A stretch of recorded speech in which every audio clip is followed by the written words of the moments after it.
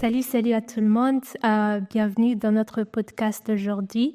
Mon nom c'est Parfine et aujourd'hui, on discutera sur un sujet passionnant pour les artistes ayant comme nom comment construire une carrière en tant qu'artiste numérique.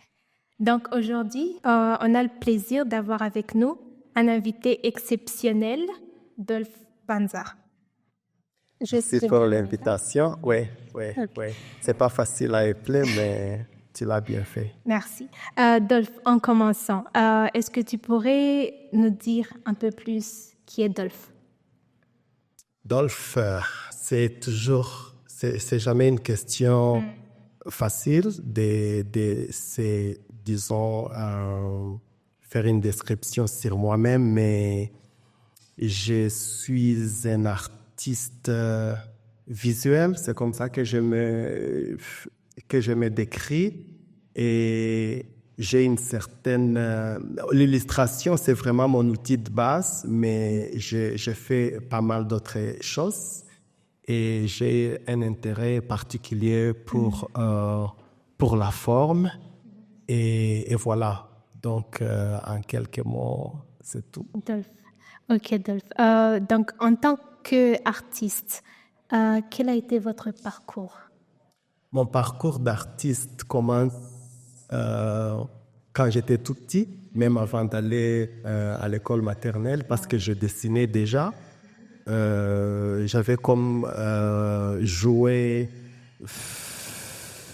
les crayons et le papier. Et voilà, donc du coup, je me suis mis à gribouiller sur papier, et avec le temps, les formes ont commencé à émerger et je prenais plaisir à montrer mes œuvres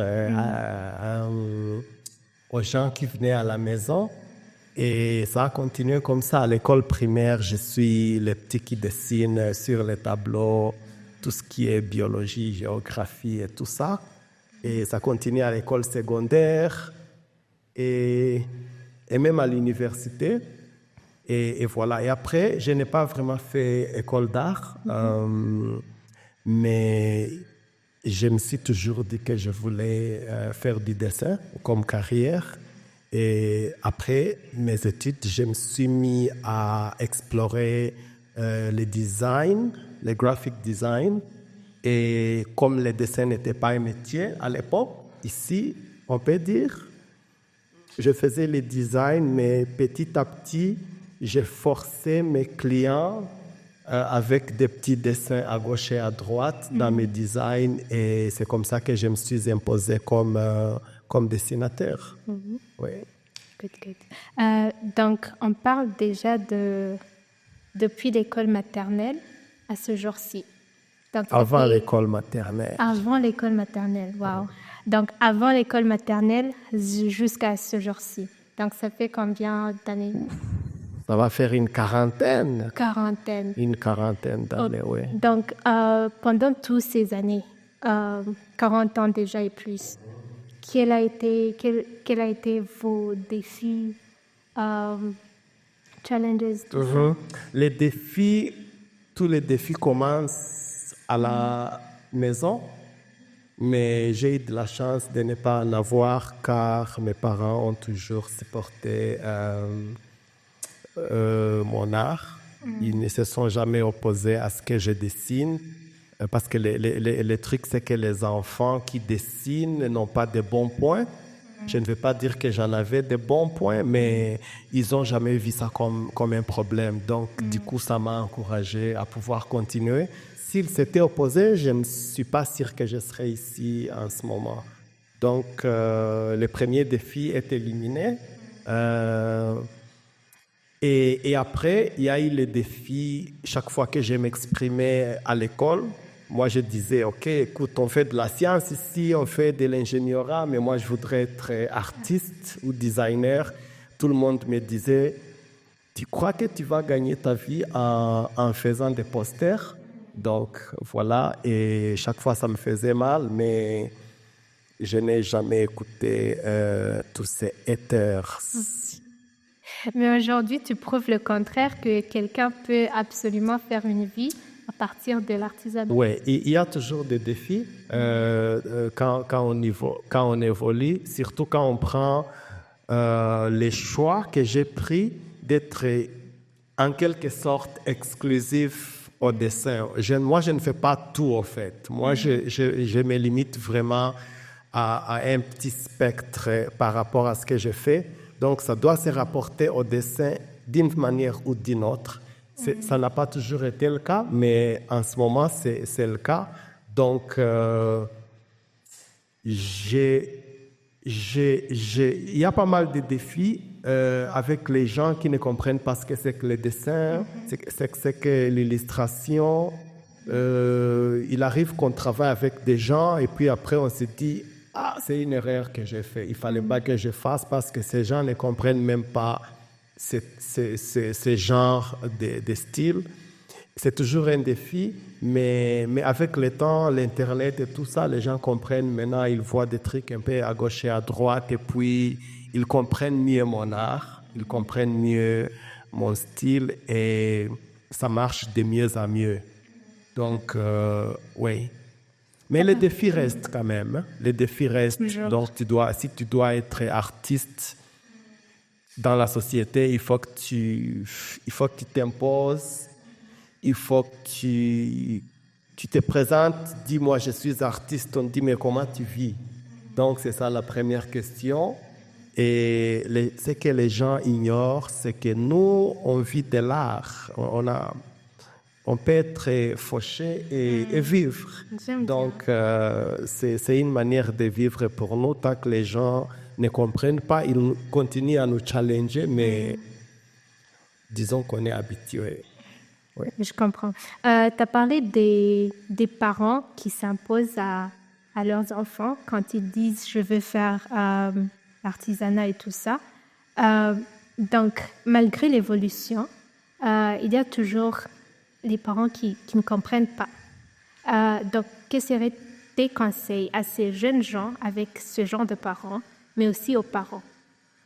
Et je crois que les parents, en quelque sorte, ils ont raison quand ils disent il faut que tu fasses un métier standard. Il faut que tu sois médecin, comptable, électricien, tout ça, parce que tout ce qu'ils veulent, c'est une sécurité pour leurs enfants et on n'a pas à les blâmer pour ça.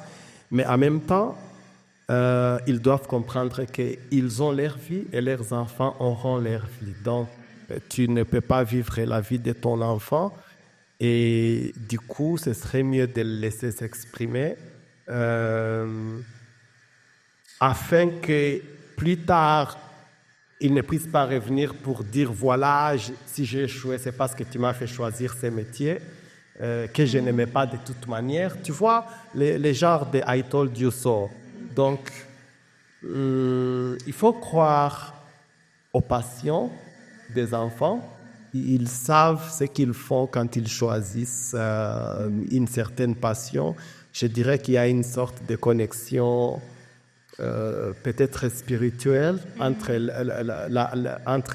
la personne et la passion que personne d'autre ne peut comprendre. Donc, chaque fois que tu t'interposes, tu crées de l'interférence et ce n'est pas nécessairement une bonne chose. Et le mieux pour eux serait d'encadrer, supporter, peut-être même faire, monitoring a little bit to see si ça ne déraille pas, mais ça devrait s'arrêter à cela. Oui, oui. Et pour les enfants, c'est toujours mieux de dire, OK, on partage, on s'assoit, on parle, je te dis ce que je voudrais faire. Si je suis capable d'articuler pourquoi, je le fais, mais ce serait mieux si ça se faisait sans qu'il y ait une sorte de collision entre les deux. Oui. Juste par curiosité, Dolph, est-ce que c'est tout le monde qui se nomme artiste, qui est artiste? Non, c'est artiste, c'est beaucoup de gens se disent artistes, mais moi, ma définition de l'art pourrait éliminer pas mal de gens dans cette catégorie. Please. OK. On procède par élimination. Oui. Donc, pour moi, il y a les crafts. Je ne sais pas trop bien comment dire ça en français. Il y a les crafts. Les crafts, c'est la manipulation, c'est le savoir-faire par rapport à la technique. Tu vois? Et l'art, c'est ce qui est au-delà de la technique. L'art, c'est le véhicule. Les crafts, c'est le véhicule et l'art, c'est l'expression. Donc, si tu es bon avec la technique sans pour autant avoir un message, avoir un style, avoir une philosophie, avoir une approche particulière par rapport à ce que tu fais, tu es un artisan. Si tu as une philosophie, tu as un style, tu as une définition à toi, une approche particulière, là, tu es artiste. En quelques mots, c'est ça. C'est ma propre définition à moi et quelqu'un d'autre dirait autrement, mais avec toute l'expérience que j'ai, et je comprends très bien que l'art se trouve au-delà de la technique. Je vois. Ça se comprend.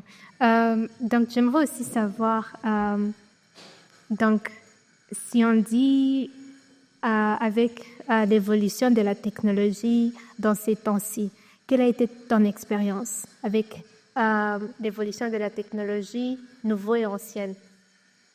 La technologie, c'est toujours une bonne chose pour l'art. Si on n'avait pas le piano, on n'aurait pas la musique classique. Si on n'avait pas la caméra, on n'aurait pas le cinéma.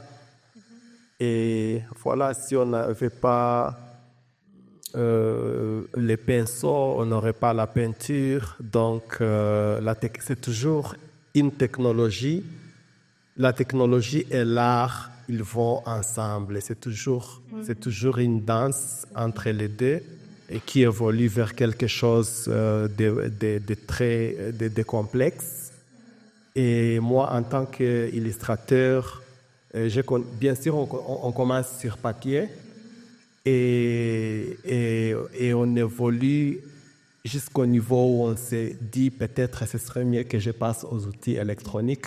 Pour mon cas, je n'ai pas fait école d'art, donc chaque fois que j'étais petit et que je voyais des livres ou des affiches quelque part, je me demandais quels outils ils avaient bien utilisés parce que moi je n'avais accès qu'aux crayons, des couleurs et au stylo et je ne savais pas trop comment trouver ces outils-là, je ne savais pas trop comment même les acheter. Et du coup, quand j'ai découvert Photoshop, pour moi, ça a été les trucs qui allaient faire que je bypass toutes ces histoires-là que je ne savais pas de toute manière. Donc, voilà, j'ai commencé à colorier mes dessins avec Photoshop avant que je ne sache même pas que c'était quelque chose qui se faisait. Oui, juste comme ça, par instinct, je me suis dit, je peux l'utiliser pour mes dessins. Les autres l'utilisaient pour manipuler les images et tout ça. Mais moi, j'ai vu du potentiel pour les dessins. Et ensuite, après, avec Internet, j'ai découvert qu'il y avait tout un mouvement d'artistes qui utilisaient Photoshop pour colorier. À l'époque, c'est la souris que j'utilisais. Mais ensuite, il y a eu les tablettes graphiques. Ensuite, il y a eu les tablettes comme les iPads et tout ça. Et voilà, avec mon iPad, j'ai tout ce qu'il me faut pour faire mon boulot. Oui, juste un iPad, rien de plus. Bien sûr, dans mon studio, il y a pas mal de trucs, mais quand je me déplace, mon iPad me suffit. Ok, je vois. Donc, toi, tu as découvert tous ces outils par toi-même et tu as commencé avec le minimum que tu avais pour être là où tu es là maintenant. Donc, maintenant, que seraient tes conseils à ces gens, particulièrement les jeunes, qui croient que pour commencer ou pour aller loin, je dois avoir tous ces outils, je dois avoir toutes ces opportunités ouvertes, normalement, ou plus ou moins juste à me donner de l'argent. Les outils, c'est toujours une excuse. Si on dit « je ne suis pas capable de faire un film parce que je n'ai pas de caméra », alors que tu as un téléphone portable, c'est toujours une excuse de ne pas faire ce qu'on doit faire. Si tu dis que tu ne peux pas faire un livre parce que tu n'as pas de tablette graphique ou tu n'as pas Photoshop, c'est une excuse pour ne pas le faire sur papier. Donc, quand on est artiste, on parvient à faire du bon travail avec n'importe quoi. Ce n'est pas une question d'outils. Tu peux avoir la meilleure caméra du monde et faire un film qui n'est pas intéressant. Les meilleures œuvres ont été faites par des outils rudimentaires et ça a toujours été comme ça dans l'histoire. Et puis après, quand on évolue, quand on peut avoir accès aux outils, bien sûr, on peut faire les upgrades et, tu vois, faire un peu plus musclé, mais ça ne devrait pas être une excuse pour ne pas avancer. Je vois. Et quand on parle des compétences, quel genre de compétences est-ce que tu crois qui sont nécessaires pour se lancer dans ce genre de métier? D'abord, il faut étudier, il faut bien maîtriser sa technique par rapport à son craft. Si tu es dessinateur, il faut vraiment comprendre tout ce qu'il faut pour être un bon dessinateur. Si tu veux être un dessinateur réaliste, tu dois comprendre l'anatomie humaine, tu dois comprendre les perspectives, les symétries et toutes ces histoires-là avant maintenant de pouvoir te lancer dans les explorations scientifiques, philosophiques, sociales qui vont maintenant être le message que tu vas faire passer par ton craft. Donc, on commence par la technique, ensuite on explore les soi par d'autres domaines et puis on parvient à créer quelque chose de plus fort. Chaque fois que les gens disent « mais comment est-ce que tu as fait ça ?» C'est l'ensemble de toutes ces choses, c'est l'ensemble de tous ces parcours qu'on parvient à résumer dans un seul œuvre et ça parle de soi, ça vit, ça transpire, ça communique et ça inspire. Ah bon. Et quelles sont tes techniques à toi, si ce n'est pas secret? Moi, j'aime dire que j'ai ce qu'on appelle une théorie de tout. Donc, ma théorie de tout consiste à prendre tout ce que j'aime et pouvoir les fondre ensemble pour m'exprimer. Je suis très passionné par la science, je suis très passionné par la géométrie, par l'architecture, je suis très passionné par l'histoire, je suis très passionné par l'art en soi, différents types d'art. Je suis très passionné par la psychologie. Je suis un très, très grand observateur de l'humanité, du Rwanda en particulier. Et chaque fois que je crée quelque chose, il y a toujours des choses derrière qui ne sont accessibles qu'à ceux qui peuvent les voir. Mais c'est toujours comme ça que les choses marchent. Chaque fois qu'il y a une beauté quelque part, c'est qu'il y a une fonction derrière, une fonctionnalité, il y a un rôle derrière. Et voilà, ce n'est pas juste des choses beaux, des choses cute, comme on dit, mais c'est toujours des choses qui ont une certaine signification par rapport à moi. Oui. mon art évolue avec mon évolution personnelle et chaque fois que j'évolue en tant que personne, mon art change, il prend une autre tournure. Il y a toujours une couche qui se rajoute. C'est pour cela que j'aime dire que mon art est vivant. Il n'est pas stagnant, il n'est pas quelque part là figé, juste pour faire de l'argent, mais c'est une exploration personnelle qui grandit avec moi et j'aime ça. Je vois. Est-ce que c'est OK aux autres artistes d'avoir leur tactique ou technique, comment dire ça en français, backed up, avec quelque chose qui les inspire ou même aller en dehors de ça, c'est toujours OK? Je crois que tout le monde ne peut pas aimer l'histoire, mais on peut aimer les papillons, on peut aimer l'eau. C'est toujours comme ça. Il faut trouver cette chose-là qui va être le thème de ton travail. Il faut trouver cette chose. Et tout le monde en a beaucoup. Il y a des trucs que tu aimes à toi, mais des fois on se dit, OK, je suis vidéographe, pour donner ton exemple. Oui. Et j'aime les papillons. Comment est-ce que les papillons et la vidéographie peuvent aller ensemble? Tu vois, c'est même ça, là, on va dire, des millions dans la question. Et il faut toujours trouver un point central qui réunit tous les points qui se trouvent sur la circonférence. Et quand on parvient à trouver cela, c'est très facile de créer, ça va très vite. Tu as un style particulier. Chaque fois qu'il y a une nouvelle idée, tu sais comment l'intégrer déjà dans ton puzzle. Tu sais comment l'intégrer dans ton puzzle. Chaque fois qu'il y a une nouvelle création à faire, on ne commence pas à partir de zéro. On commence à partir de là où on s'est arrêté la dernière fois. Et chaque fois, on crée.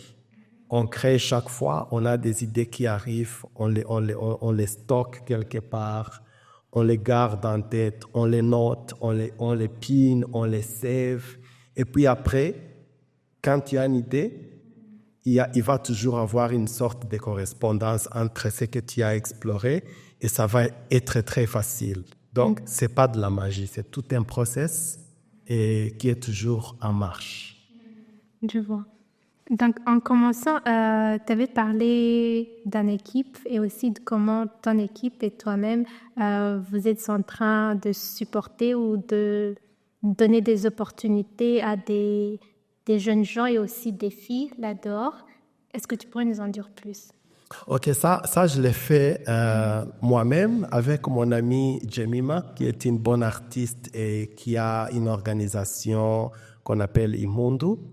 Et c'est une organisation qui aide les jeunes filles qui sont dans les arts visuels à pouvoir être encadrées ou alors à pouvoir avoir une visibilité avec tout ce qu'elle organise comme événements, expositions, formations et tout ça. Alors, une fois, elle est venue me voir, elle m'a dit, j'ai un groupe de filles, est-ce que tu peux, qui ont fait l'école d'art à Nyundo. Elles ont fini l'école secondaire, mais en ce moment, elles sont dans la transition entre les secondaires et l'université. Et elles voulaient qu'on puisse leur donner une formation sur l'illustration numérique. Et puis, on s'est dit, OK, on va le faire, pourquoi pas. Ça fait 10 ans que je forme les garçons.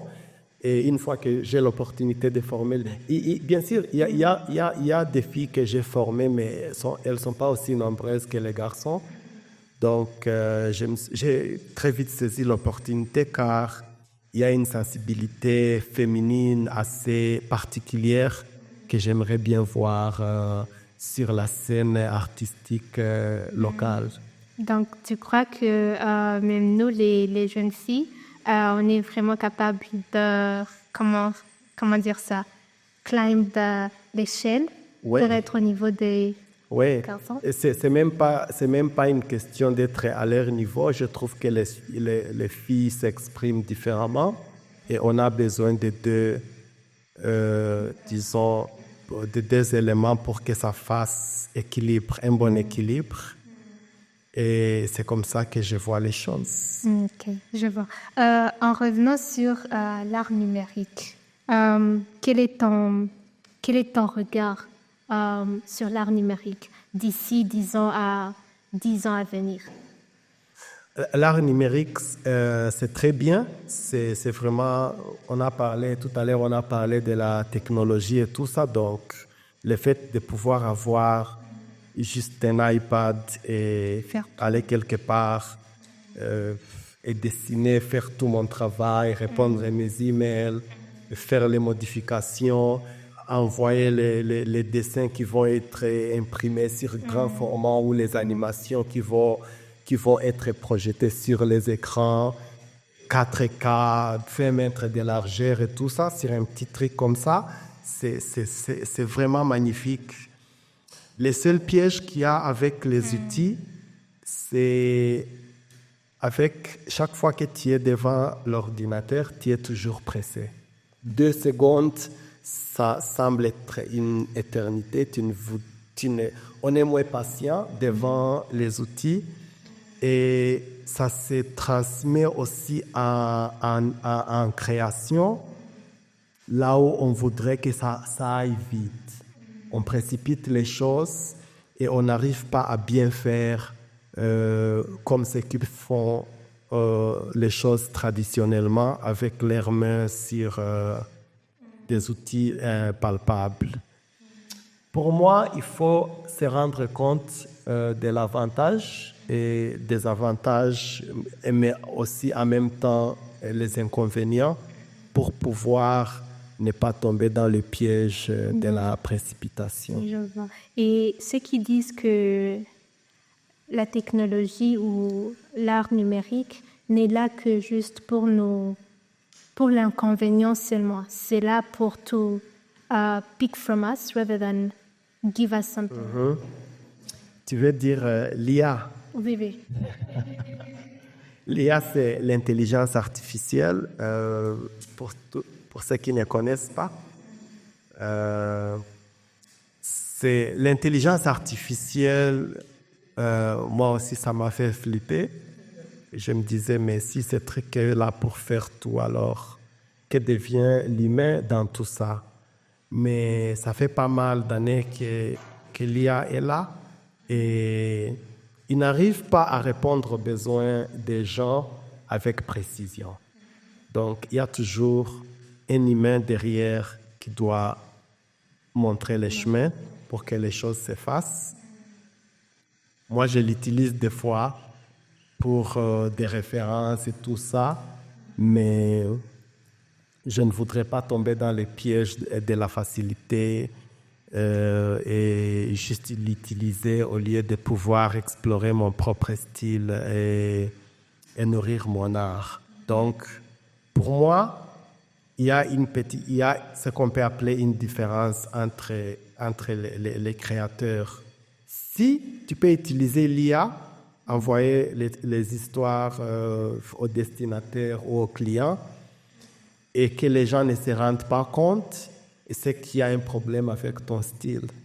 Pour moi, mon style est assez particulier, donc, et ça évolue. Donc, si l'IA copie mon style, il faudra qu'il s'y mette tout le temps parce que je ne suis pas du tout figé. Donc, si tu écris, que tu as un style particulier et que tu utilises l'IA, il faudra trouver les moyens que l'IA le fasse dans ton style. Donc, pour moi, c'est ça. Un artiste qui a un style, il est toujours en avance par rapport à l'IA, qui d'une certaine manière. Donc, il n'est pas jaloux de l'IA, car il sait très bien que son style, que c'est son style qui nourrit l'IA. Ce n'est pas l'IA qui nourrit son style. Donc, c'est un peu ça. Je ne sais pas ce que ça va devenir dans 10 ans. Peut-être l'IA sera capable de faire tout, avec toutes sortes de précisions qu'on peut imaginer. Mais l'humain aura toujours un pas en avance. Peut-être que je me trompe, mais on verra bien. On verra bien. Oui, oui. Donc, et aussi en termes projet, que doit-on nous attendre de Dolph, nous qui veulent devenir des artistes, mais aussi les artistes ici dehors? J'ai pas mal de projets à venir. Certains projets sont confidentiels, il y en a d'autres qui consistent à éduquer, surtout à encadrer les filles. On était dans le festival de la bande dessinée la semaine passée à Brazzaville et j'étais parti avec une équipe rwandaise, avec une délégation de l'Institut français de Kigali. Et le but, c'était de pouvoir explorer tout ce qu'il faut pour avoir un festival ici, chez nous, avoir une industrie de bande dessinée ici. La bande dessinée, c'est quasi inexistant ici. Et ça, pour moi, ça m'a fait plaisir de voir comment les jeunes de Brazza, ils dansent sur les génériques de manga, ils s'y connaissent beaucoup en bande dessinée, ils lisent, ils étaient là tous les jours, c'était Full House. Et j'aimerais bien voir ça ici à Kigali dans le futur. Et ça va faire partie de ma mission. Et en ce moment, je travaille sur les visuels, sur un grand événement qui arrive qui commence à partir de demain. Ça s'appelle la FAE, c'est la Fédération internationale de l'automobile.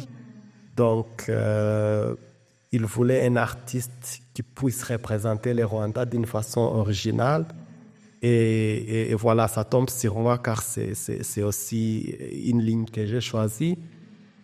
Et j'ai un projet bande dessinée l'année prochaine avec un athlète africain assez célèbre. On voudrait explorer un peu le parcours d'un Africain qui va tenter sa chance en Occident avec son talent athlétique et pouvoir nous confronter aux défis et aux obstacles et tout ce qu'on rencontre dans ce parcours-là. Et la bande dessinée, c'est vraiment une bonne manière de le faire et on va le faire. Ensuite, il y aura pas mal d'autres choses à venir.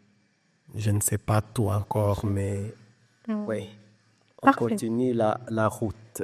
Absolument. Bon, en terminant, on a parlé de pas mal de choses sur l'art digital et tout ça. Donc, j'aimerais savoir, surtout pour tous les artistes, que seraient tes conseils, personnels ou pas, pour ceux qui aimeraient se lancer dans ce genre de métier? Il faut y croire. Ça, c'est la première chose. La deuxième chose, il faut savoir que si tu veux être un artiste, comme ce n'est pas un métier atypique, il faudra que tu fasses 2 fois plus d'efforts que dans un métier standard. Il faudra que tu fasses tes preuves par rapport au public. Et troisième chose, il faut comprendre que ton craft n'est pas vraiment ce que tu vends, mais tu vends tout ce que tu représentes en termes de connaissances générales.